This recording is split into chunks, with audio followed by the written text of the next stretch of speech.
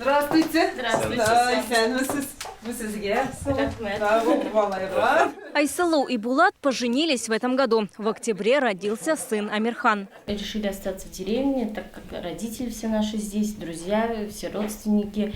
Здесь нам очень хорошо, нравится, и детские сады, и школы, все здесь рядом, и город рядом. На первого ребенка Габдрахмановы ежемесячно получают почти 10 тысяч рублей.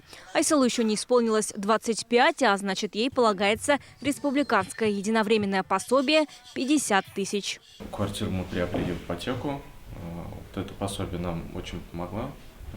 И получается 50 тысяч мы счет погашения. Точно такие же выплаты получает и семья Аминовых. Они тоже живут на Высокой горе. Дочке Хаят уже 2 года. Это оказало нам большую поддержку, так как на первого ребенка пока еще не знаешь, какие расходы. Конечно же, опора была большая, то есть каждый месяц мы гарантированно получали эти выплаты. Эти выплаты мы потратили на ремонт, на оборудование, которое мы купили, все сделали. Только в Высокогорском районе в этом году ежемесячные выплаты на первенца получают 490 семей, а единовременную в 50 тысяч рублей выплатили 61 семье. Осуществляется большой комплекс мер поддержки. Это и пособие по беременности и родам сначала, затем пособие единовременно при рождении детей до 1,5 лет. И в прошлом году появилась серьезная выплата от 3 до 7 лет. В 2018 году по решению в соответствии с указом президента Российской Федерации Владимира Владимировича Путина выплачивается выплата на первого ребенка. На поддержку татарстанских семей в этом году предусмотрено 12 миллиардов 600 миллионов рублей.